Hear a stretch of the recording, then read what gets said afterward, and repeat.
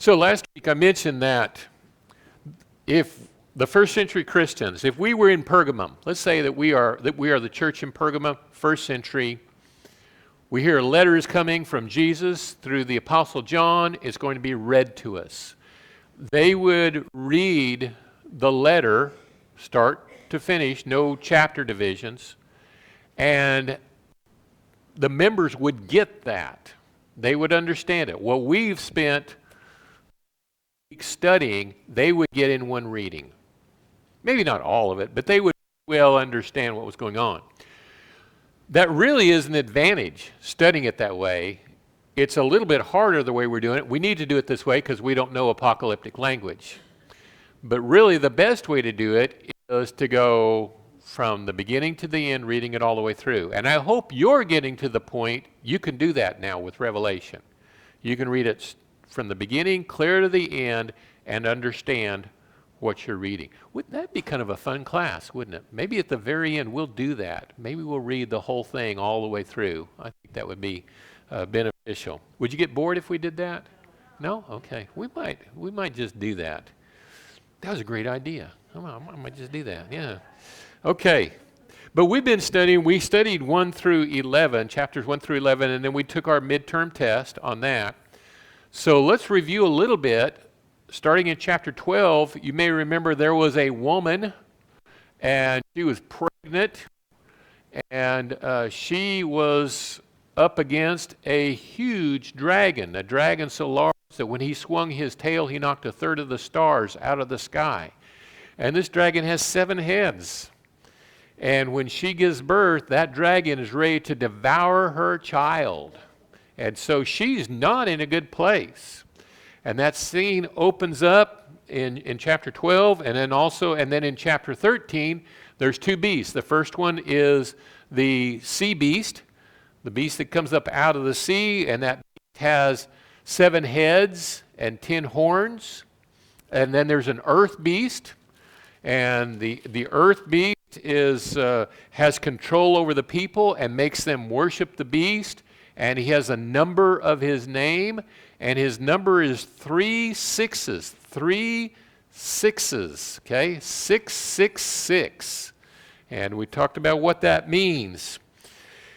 Then in chapter 14 we have the Lamb standing on Mount Zion, and with him 144,000. And they are pure, and they're not defiled. And also in chapter 14, we have the reapers. First of all, that's one is sitting on the clouds, and he is like a son of man, hint, hint. And he is told to reap first, and he comes through and swings his sickle and reaps his. And then another angel comes in, and he reaps, but those he reaps, he feeds into the winepress of the wrath of God. And so get that picture in your mind. Chapter 15 is preparation for the outpouring of the bowls. And we have a scene, and we see everybody's getting ready for the 7 final plagues. The bowls are going to be poured out, and they're singing to the Lamb. Great and marvelous are your deeds, Lord God Almighty. Just and true are your ways, King of the nations.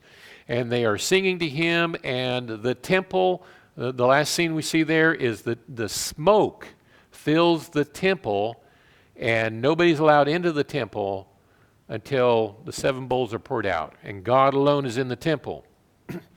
And then in chapter 16, we have a voice coming from the temple, and only God is there, saying, it's time, start pouring those bowls. And so one at a time, each bowl is poured out. The first one's bowl poured out, and it's malignant sores. But it doesn't land on everybody. It's only on those who have the mark of the beast. And then the second angel, he pours his out, and it turns the sea into blood, and everything in the sea dies. And then the third one pours his out, and it lands on the streams and on the rivers, and the drinking water is turned to blood. And the fourth angel pours out his, and the sun beats down on those who have the mark of the beast, but not on the righteous. And a fifth angel pours out his, and the sun is darkened, and so they have darkness. The sixth angel pours out his, and it dries up the river Euphrates so that the kings can come from the east. And then we have Armageddon. And Armageddon is three frogs coming across the Euphrates. That's what Armageddon is, literally. And then finally the seventh bowl is poured out. And when the seventh bowl is poured out, the voice from heaven says, "It is done." It's over. It is over for the Roman Empire. So that leads us up to where we're at in chapter 17. So let's read the first two verses in chapter 17. No. Huh? Aim at the laptop. Did that work? There we go. All right, chapter 17. Verse 1. Then one of the seven angels who had the seven bowls came and spoke with me, saying, "Come here, and I will show you the judgment of the great harlot who sits on many waters, with whom the kings of the earth committed acts of immorality. And those who dwell on the earth were made drunk with the wine of her immorality." So the angel, one of the angels, gets John and says, "I'm going to show you about the great harlot." The Greek word for harlot is porne. Porne. P-O-R-N-E. Porne. She gets the kings to commit acts of immorality. The word porneo, P-O-R-N-E-I-O, or excuse me, pornuo, E-U-O. And then at the end, they're drunk on the wine of her immorality, and that's porneia, P-O-R-N-E-I-A. Guess what the first two verses are about? Okay, this is a word that means sexual activity outside of marriage. It is all forms of sexual immorality. And sexual immorality would probably be a better translation. Does anybody have sexual immorality instead of just immorality? Fornication. Okay. Yeah, that's what it is. That's sexual immorality. This harlot is on many waters, it says at the end of verse 1. If you look over at verse 15, we'll read this in a little while, but let's read it now. He says, "And he said to me, the waters which you saw where the harlot sits are peoples and multitudes and nations and tongues." So that's not hard to interpret. It tells us, all right? And that's another thing. A lot of chapter 17 is fairly easy because these things he's going to tell us. If we haven't studied it already, he's going to tell us what each one of these means. All right. Let's get 3 through 5, and then we'll talk a little bit more about the harlot. "And he carried me away in the spirit into a wilderness, and I saw a woman sitting on a scarlet beast, full of blasphemous names, having 7 heads and 10 horns. The woman was clothed in purple and scarlet, and adorned with gold and precious stones and pearls, having in her hand a gold cup full of abominations and of the unclean things of her immorality. And on her forehead a name was written, a mystery, Babylon the Great, the mother of harlots and of the abominations of the earth." Now this woman who Sister Alice has painted a painting of, the woman on the beast with 7 heads and 10 horns, and on the bank there is John the Revelator and the angel who's describing her. And does anybody see anything wrong with that painting, by the way, based on what we've read so far? That's exactly right. That is exactly right. It does look like a woman. All right? Look at verse 3. And he carried me away. Yeah, a beard would help. So he carried me away. All of the angels in the Bible are masculine. Now it doesn't really matter because they don't procreate anyway. But some of them did. Yeah, but that looks pretty feminine. Eyes are too pretty for a man, I think. Yeah. Oh, okay. Yeah. Well, that's what I picked out. I saw the same thing. I thought, I know in Hollywood they always have angels that are female, but in the Bible they're all masculine. But not a big thing, but just something that's different. And I think I've got some different pictures here. This was out of a very old book. We've had this book in our family since the 40s or 50s. And here she is, and she's having a good time, isn't she? Doesn't she look like she's just on top of the world, right? Here's another one. I like this one. All right. Yeah. She got the purple, and she's supposed to be wearing scarlet too. But this lady's having a good time. What about the lady in chapter 12? She has it rough, right? And that's intentional. We're going to see why here in a minute. So we have a little bit more Greek here in verse 4 at the end. And of the unclean things of her immorality. That's porneia again. She is Babylon the Great, the mother of harlots. Porne is the word for harlot. Prostitute is what that means. It says in verse 5 that this is a mystery. Somebody give me a good definition of biblical mystery. What is a mystery? Something that was hidden and is now revealed. Yeah. So, all right. So it's not hard, is it? So we have a mystery. She is Babylon the Great. We've studied about Babylon, haven't we? Go through, get your concordance. You don't need me. Get a concordance, look up Babylon in the book of Revelation. Each time you can figure out what city it's referring to. And even without that, look at verse 18, chapter 17 and verse 18. The woman whom you saw is the great city which reigns over the kings of the earth. During that time, what was the great city? Rome. What city ruled over all the kings of the earth? Rome. It has to be Rome. There's no doubt about it. So the harlot is Rome. We know that, all right? Anything else here? Let's read a little bit more. Verse 6. And I saw the woman drunk with the blood of the saints and with the blood of the witnesses of Jesus.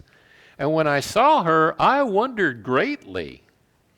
And the angel said to me, why do you wonder? I will tell you the mystery of the woman and of the beast that carries her, which has 7 heads and 10 horns. So now John kind of comes into the picture here. He's the writer. He's the one that's receiving the revelation and writing all this down. And he's writing this. He's like, I'm really wondering about this. And maybe what he's wondering is, why has she got it so good? Here is this woman, this harlot, and she represents Rome, and she's got it good. And the woman in chapter 12 that's pregnant, that's being chased by a huge red dragon, she does not have it good. And he's wondering about this. This doesn't look right. Well, it's not going to be that way very long.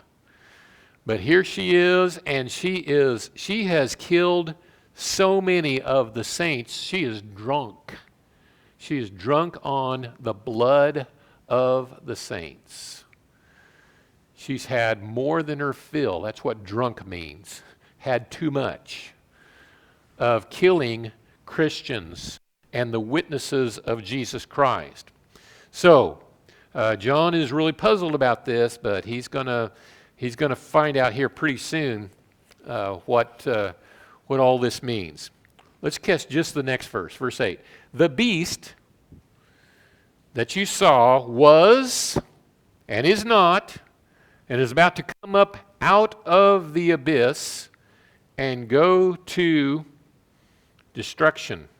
And those who dwell on the earth, whose name has not been written in the book of life from the foundation of the world, will wonder when they see the beast that he was and is not and will come.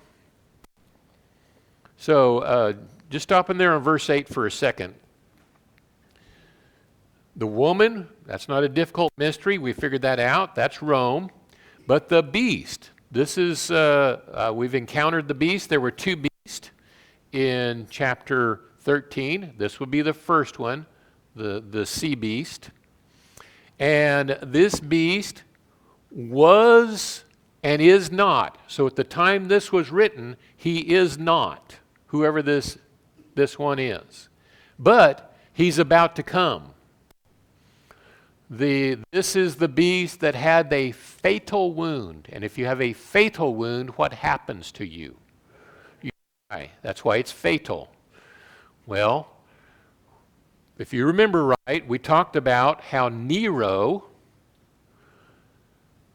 took a sword, a machaira, put it to his throat, said, "What a showman the world is losing in me," and shoved that sword through his throat. And he had a fatal wound, and he died. And so this beast was, but is not, is to come.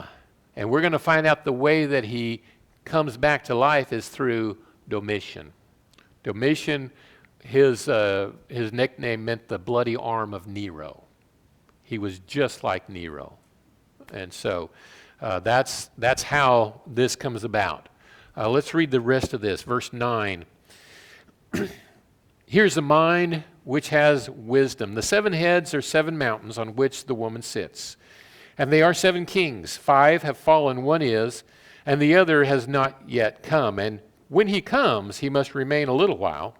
The beast which was and is not is himself also an 8th, and is one of the 7, and he goes to destruction. Now, I've already explained to you at the very beginning, this is the passage that I used to date the book.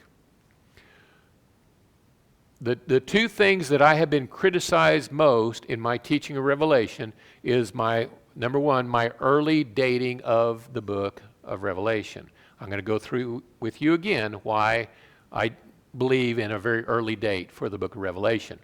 And the second thing is my interpretation of chapter 21, and you'll just have to wait and hear how I interpret chapter 21, and you could determine whether I've lost my mind or not. So, but in dating the book, let me put it this way. I don't know if you can see that. I tried to put a yellow background on it, but the very first Roman leader who was called an emperor was Augustus. Pompey was never called an emperor. Julius Caesar was never called an emperor. They were Caesars. But as Caesar, when the Roman government was set up, they were fearful of having one person over everything. And so they actually appointed 2, and that didn't work very long. But that's what they were trying to do. Julius Caesar was more like a president than a king. But Augustus was a king. He was the first one. Augustus, Tiberius, Caligula, Claudius, and Nero. That's 5. 5 have fallen. Isn't that what he says? It says the 7 are 7 kings. 5 have fallen. 1 is. Well, the next one would be Vespasian. Now, you see Galba, Otho, and Vitellius up there, but I don't have them numbered because they didn't wear the purple long enough to even get the name changed over the door. I mean, they were in and out quick. In 1 year, the year 69 AD had 4 kings. So Galba, Otho, Vitellius, and Vespasian, who was in Palestine, in Jerusalem. He sat back and watched them duke it out, and then he came in and took on the winner, Vitellius, and beat them out with his sons Titus and Domitian. Those two are his sons. And he set up this dynasty. Vespasian did. So Vespasian, I believe, is ruling during the time that this is being written, because he says 5 have fallen, 1 is, the other is yet to come. Vespasian reigned 69 to 79 AD. And so if I'm correct, that's when Revelation was written, somewhere between 69 and 79 AD. I don't know the exact year, but according to the text, that's when the book was written. The one who is yet to come would be Titus, his son, who reigned after Vespasian died. But then he says there is another that's mentioned in verse 11, a beast which was and is not and is himself also an eighth. Who did I tell you replaced Nero? Who was the bloody arm of Nero? Domitian. And so Domitian, who was also a son of Vespasian, a brother of Titus, he was the next king. He was the 8th king. So that's why I date the book that I do. Why do I believe this is talking about Rome? Back up to verse 9. Here is the mind which has wisdom. The 7 heads are 7 mountains on which the woman sits. And so Rome has a reputation. It has a reputation of being the city on 7 hills. If you go over today and take a tour of Rome, they'll show you the 7 hills on which Rome was initially built and which are still there. And so Rome is the city on 7 hills. Notice that the 7 heads have 2 interpretations. It says the 7 heads, they're also 7 kings. Can a apocalyptic meaning, can there be 2 meanings for the same thing? What about smoke? Did we not find two meanings? What's the first definition we found of smoke? Deception. But we found out in the last chapter, no, in chapter 15, that smoke is also what? The presence of God. The presence of God. So, okay. You can believe that if you want. You can throw tomatoes if you want, but that's what I believe. And why does it matter? Let's talk a little bit about that. Why does it matter when you date the book? If it's here, and the more popular view is the writing during that the book was written during the reign of Domitian. And the reason that's so popular is we have secular writing, not Bible, but secular writing that says Domitian was the one who expelled or imprisoned John on the island of Patmos. And so they say, see, that was during the reign of Domitian, so they date the book in the 90s. Here's the problem I have with that. First of all, this text doesn't say it was during Domitian. It says it was during the reign of Vespasian. What's an explanation? Well, when Vespasian was king, what was Domitian? He was a prince, right? Can a prince not imprison somebody? And I've read the secular writings. It does not say that Domitian was king when he expelled John to the island of Patmos. So that's why I don't hold that view. If you go with the later date, if you don't, he's not quite that old. The second problem with this is if it's 69 to 79 AD is when Revelation was written, and everybody agrees Revelation is the last book, then every book has to be dated earlier than that. You see what I'm saying? You can't date Matthew in 80 AD if this is the last book written. And so that's why some don't like the early date. But I like that. You know, I believe all the books were written prior to Revelation, and all were written within 30 to 40 years of the resurrection of Christ. So Remember Howard Norton, Oklahoma Christian? You ever heard the name Howard Norton? Wonderful teacher at Oklahoma Christian. He wrote a book on Revelation. He read my book. I read his book. And that was what he disagreed with me on. And a great man. I loved him. And, he wasn't critical. He just said, I disagree with you on the dating of the book. And so, and others, So I won't hate you if you don't agree with me on the dating of the book, but I want you to know I've tried a lot of different things, and this is where I've come down. You got to come down on something, right? You got to believe something. This is what I believe. But if you're going to disprove me, you've got to explain this first to me. You've got to give me a better explanation than what I just gave you. All right? Enough said on that. All right. I think I've covered everything on that. Verse 12. Let's get to that. So, verse 12 says, the 10 horns which you saw are 10 kings who have not yet received a kingdom, but they receive authority as kings with the beast for 1 hour. And they give their power and authority to the beast. So let me back up a little bit here to this. We have 7 kings, because Domitian was an 8th, he was later. But we have 10 who were in power if you count Galba, Otho, and Vitellius. So this is why we have a beast that has 7 heads but has 10 horns. Horns stand for power. Heads for kings. So, everybody see that? Yeah? Okay. All right. Whoops, I'm going the wrong way. You want to do the whole class again? Okay. Verse 14. These will wage war against the Lamb. That's a dumb idea, isn't it? They will wage war against the Lamb, and the Lamb will overcome them. Duh. Because he is Lord of lords and King of kings, and those who are with him are the called and chosen and faithful. Did you catch what that verse is saying? They're going to fight against Jesus. Wonder who's going to win. Okay. And who's with Jesus?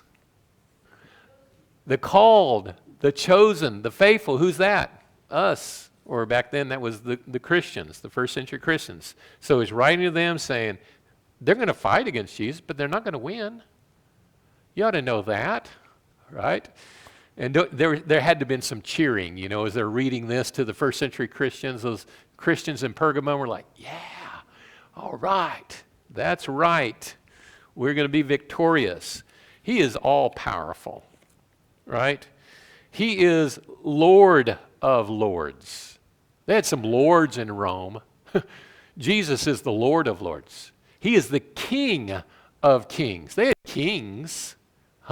He is the King of kings. He is over everybody. The Lamb doesn't lose. He is going to overcome them no matter what. And along with him, those who are called and chosen and faithful, they're going to be right there with him in the victory. And so, beautiful scene in verse 14. Verse 15. And he said to me, the waters which you saw where the harlot sits are peoples and multitudes and nations and tongues. And the 10 horns which you saw, and the beast, these will hate the harlot, and will make her desolate and naked, and will eat her flesh, and will burn her up with fire. For God has put it in their hearts to execute his purpose by having a common purpose, and by giving their kingdom to the beast until the words of God will be fulfilled. And the woman you saw is the great city which reigns over the kings of the earth. Wow, this is interesting. So we already know what the waters are. We talked about that. That's the people, and she is on the waters. The beast is standing on the water, standing on the people. But the clincher there is verse 16. The 10 horns, and who do we decide the 10 horns are? The kings, the emperors of Rome, hate the harlot, and who's the harlot? Rome. So the emperors hate Rome, their own empire? Yes. Yes, they do. They didn't care about the people. Study your Roman history. They couldn't care less about the people. They couldn't care less about the city. What did Nero do to Rome? He set it on fire, all right? He didn't care. And you know what his motive was? Well, he did blame the Christians for that, but why was he burning away part of the city? Anybody know? To build his golden palace. The largest palace to this day for a Eastern monarch of any kind. Yeah, that's why he did it. So he had, I need this space here. I'll get an idea. Let's set it on fire, right? He didn't care. And so that's the imagery here. The horns of the beast, they hate the harlot. They make her desolate, naked. They eat her flesh and burn her up with fire. That's what happened. In doing so, they're fulfilling the will of God. That's what the next verse says, right? Verse 17, for God put it in their hearts to execute his purpose by having a common purpose and by giving their kingdom to the beast. Can God work through ungodly people to accomplish his will? He does it all the time. He did it all the way through the Old Testament. I don't know why he can't do it in the New Testament. Works through ungodly people to accomplish his will and his purpose. Did he not work with the Assyrians, that ungodly nation of Assyrians, to accomplish his purpose? Did he not work through the Babylonians to accomplish his purpose? Now he's working through Rome and through those wicked emperors. And that list I had up there, there's not a good person in that bunch. They were sick, twisted people who did awful things. So, but God works through them, and yeah, he's given the kingdom to the beast, and they get to keep the kingdom how long? Until the word of God is fulfilled, and then it's over.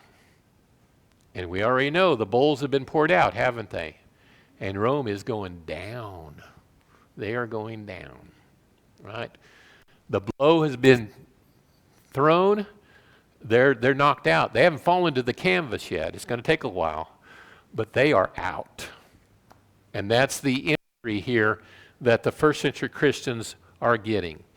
And then in verse 18, he simply identifies who this woman is. She is the great city. She has to be Rome and can be none other. Okay. Any questions? Are you getting this? Getting good. All right. Good. You ready for a test? It's coming. It's coming.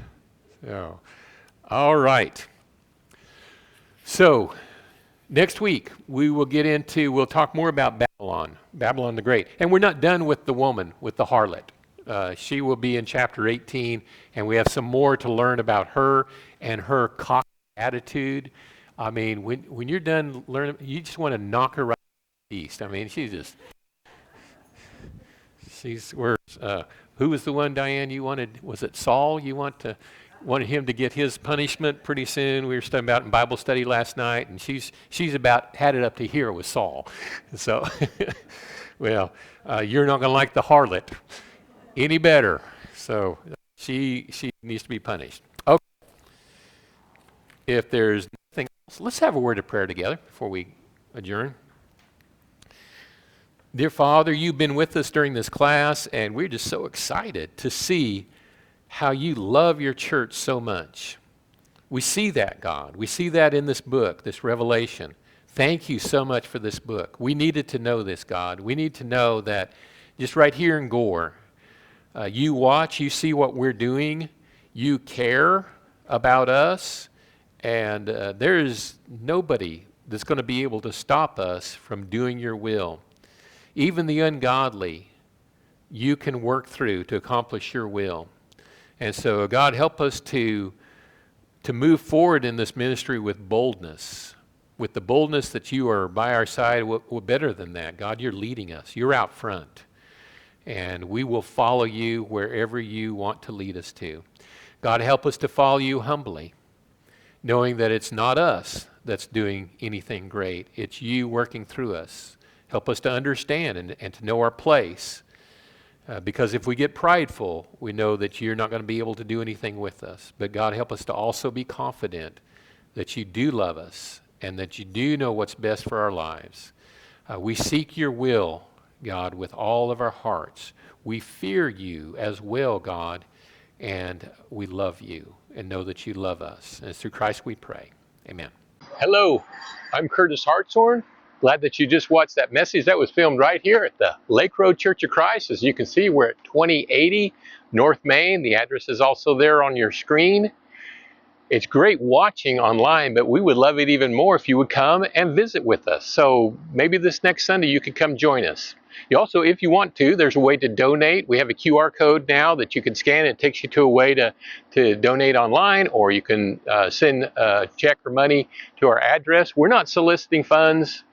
We are a small congregation, and every little bit helps. But the most important thing is that you're getting God's word.